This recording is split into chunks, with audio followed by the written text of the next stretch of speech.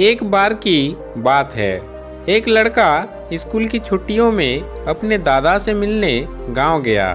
वह अपने दादाजी के साथ गांव घूमता और खेतों में काम करने के लिए भी जाता। एक दिन वह लड़का अपने दादा के साथ खेत में काम करने के लिए गया हुआ था। तो दादा ने उससे शर्त लगाई कि चलो देखते हैं कि खेत की जमीन को फसल की बुआई के लिए कौन पहले तैयार करता है। उन दोनों ने खेत की आधी आधी जमीन बांट ली और जमीन को नई फसलों की बुआई के लिए तैयार करने लगे।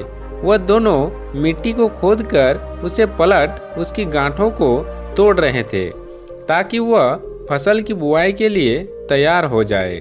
दादाजी, जिनकी उम्र 65 साल की थी, वह बिना रुके और बिना किसी शिकायत के अपना काम कर रहे थे।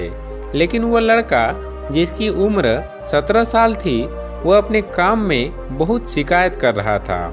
वह बार बार रुककर आराम कर रहा था और कह रहा था कि कितनी मुश्किल काम है। लेकिन उसके दादाजी बिना रुके और बिना थके काम कर रहे थे। फिर जब शाम हुई तो लड़का देखता है कि दादाजी ने अपने हिस्से की सारी जमीन की बुआई कर ली है और उनके हिस्से की जमीन अब फसलों की खेती के लिए तैयार है।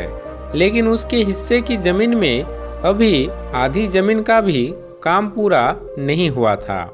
वह लड़का बहुत हैरान होता है कि दादाजी ने इस उम्र में भी उससे ज़्यादा काम कैसे कर लिया।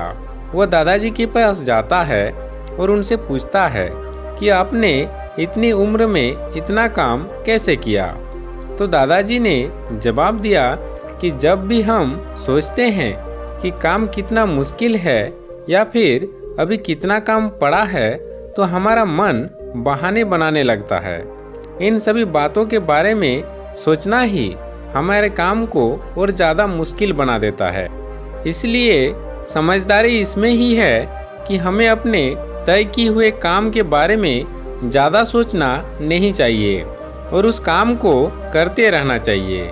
इस कहानी से हमें यह सीख मिलती है कि यदि हम तय किए हुए काम के बारे में ज़्यादा सोचते हैं तो वह काम हमें बहुत ज़्यादा कठिन लगने लगता है।